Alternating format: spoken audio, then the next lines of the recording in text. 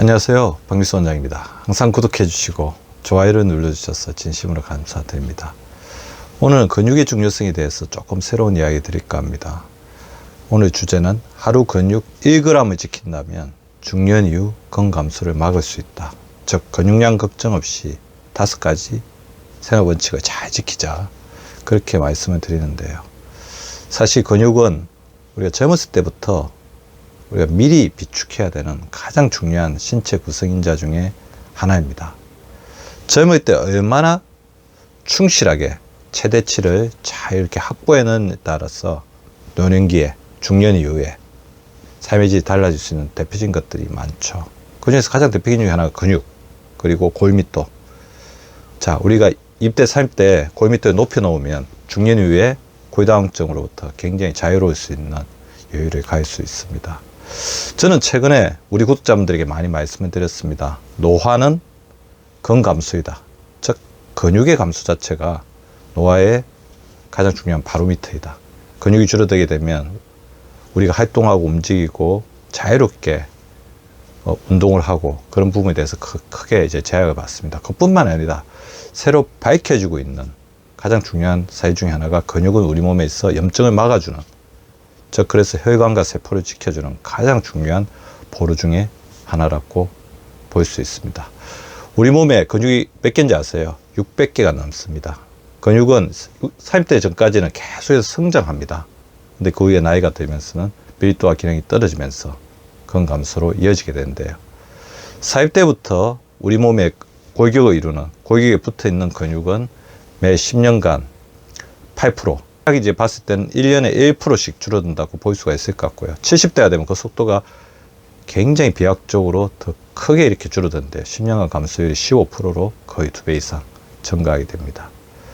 따라서 70세가 넘어가면 4분의 1, 즉 70대의 한 25%가 우리가 질병이라고 이야기하는 근감소증 상태가 되는데요. 옛날에는 이제 근육 감소를 자연스러운 노화 과정의 하나로 여겼는데, 최근에는 중년 건강, 노년 건강을 위협하는 질병을 보고 있습니다. 우리가 WHO에서 최근에 이제 질병으로 규정한 거 있죠. 비만이었죠. 비만 자체 살이 찐 상태를 이야기하는 것이 아니라 고혈압, 당뇨, 고지혈증 여러 가지 질병을 일으키는 하나의 건강 이상 질병으로 규정을 했는데, WHO에서는 비만에 이어서 2017년도에 근감소증을 질병으로 규정을 했고요. 우리나라도 2021년에 근감소증을 정식 질병으로 등록해서 관리를 하자.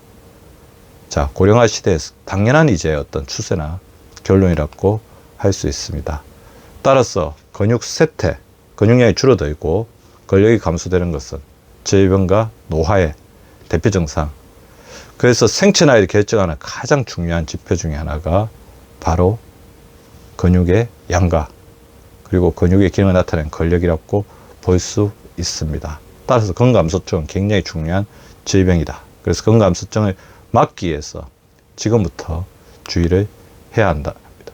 제가 아까 매일 하루 1g의 이제 근육을 지키자, 그렇게 말씀을 드렸는데, 대략 이제 성인의 근골격량은 그 사람의 몸무게나 이제 성별, 남성이나 여성에 따라서 차이가 있지만 20에서 30kg 정도 된다고 볼 수 있습니다. 근데 제가 아까 1년에 1%, 10년에 한 8% 정도 줄어든다고 했으니까 1년에 1% 정도, 20kg를 봤을 때 1%라고 하면 200g 정도가 되죠. 30kg라고 했을 때는 300g. 그러니까 우리가 1년에 365일이라고 했을 때 하루에 1g의 근육, 1g 근육이 그렇게 크게 보이지는 않지만 아주 사소한 양으로 보이지만 모아놓고 놓으면 어마어마한 거죠. 그래, 하루에 1g만 근육을 지켜내면 중년 이후 근감소증이 생기는 것을 미연에 방지할 수 있고 활기차고 행복한 삶을 살 수 있다는 건데요. 자, 그것에 의해서 5가지 원칙을 오늘 말씀을 드리려고 합니다. 첫 번째 원칙은 단백질의 충분한 섭취입니다. 근육 소실을 막기 위해서는 근육의 재료가 되는 단백질 섭취를 늘려야 합니다. 일반적인 단백질 하루 권장량 제가 계속해서 말씀을 드려서 잘 알고 있을 것입니다. 1kg당 1g 정도, 뭐 0.9에서 한 1g 정도를 보지만 과도한 내장지방이 굉장히 많다. 그런 경우는 1kg당 1.2에서 1.5g 정도를 섭취해라. 그렇게 말씀을 드리고 있습니다.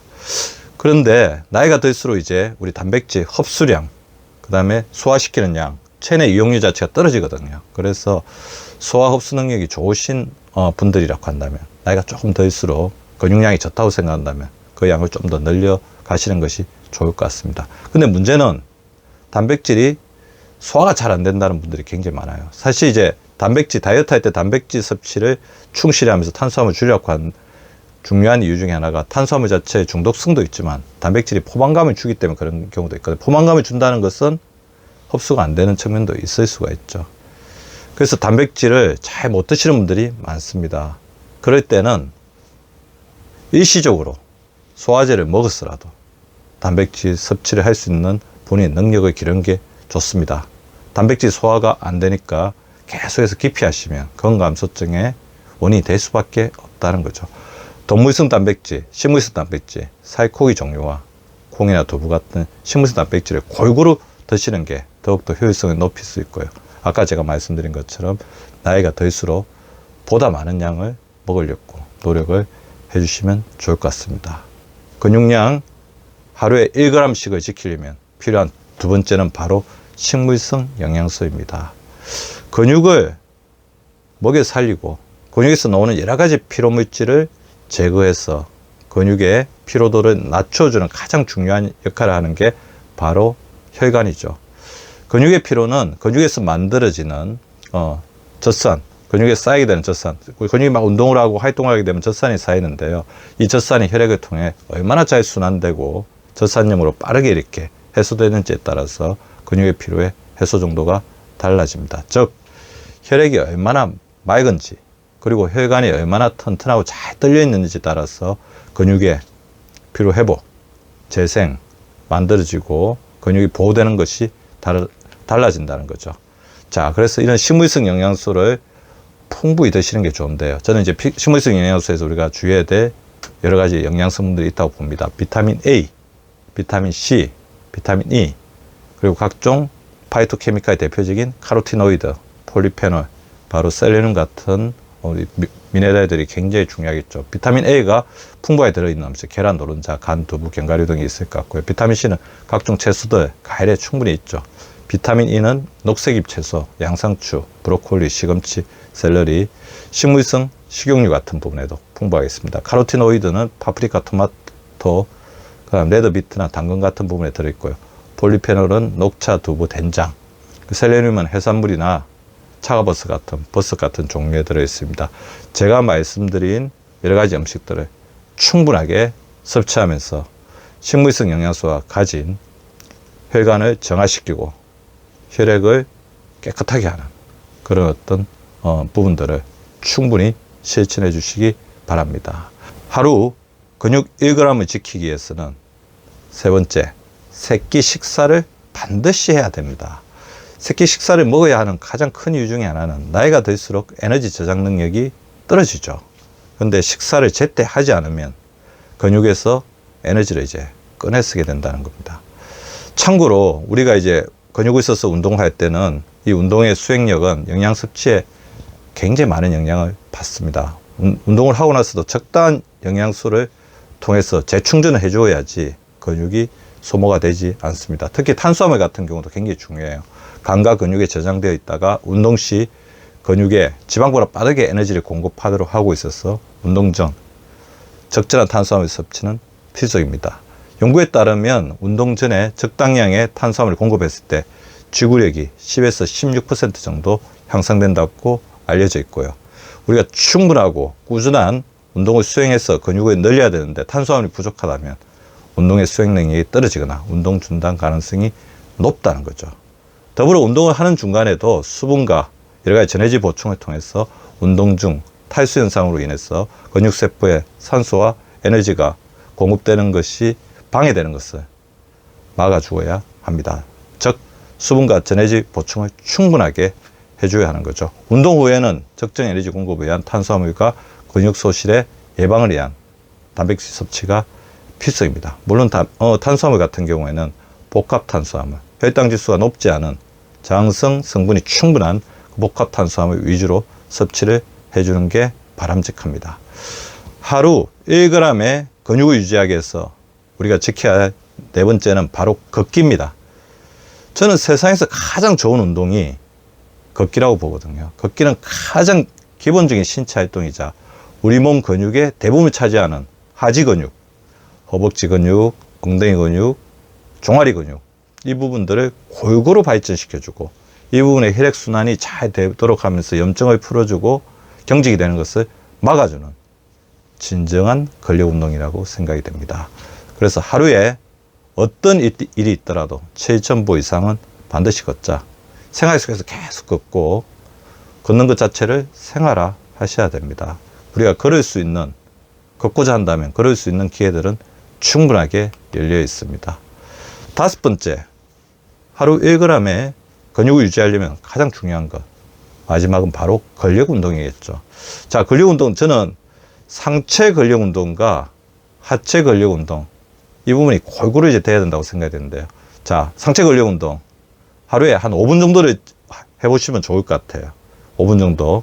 팔굽혀기, 전체적인 상체를 쓰는 것이고요. 그 다음에 쥐었다 폈다. 그리고 제가 또 쓰는 방법인데요. 집에 가면 이렇게 고무줄 다 있죠. 고무줄을 가지고 손가락 스트레칭, 손가락 체조. 시간을 날 때마다 이렇게 해주면서 쫙 펴주면 이런 미세한 손가락, 그리고 이 부분 자체가 스트레칭을 통해서 관절염이라든지 손가락에 무리가 오는 것을 막을 수 있습니다. 그리고 간단하게 이렇게 펴주는 것 같지만 이런 걸 펴는 걸 통해서 이 전완근이라든지 이 발톱 같은 근육이 발달되는 걸 느낄 수가 있을 것 같고요. 하체 근력 운동, 뭐 스쿼팅이 있을 수 있을 것 같고요. 스쿼팅. 근데 이거는 정확하게 자세를 잘 지켜서 무릎에 손상이 가지 않도록 하는 게 굉장히 중요할 것 같습니다. 더불어 제가 만나 알려드리는 손 허벅지 운동. 자, 쓴 자세에서 손을 이렇게 내고 이게 허벅지를 올려주면서 손 허벅지 운동. 저도 이제 진료 시간에 시간이 날 때마다 손 허벅지 운동을 하고 있고요. 그 다음에 의자에 앉아서는 천천히 숨 깊이 운동.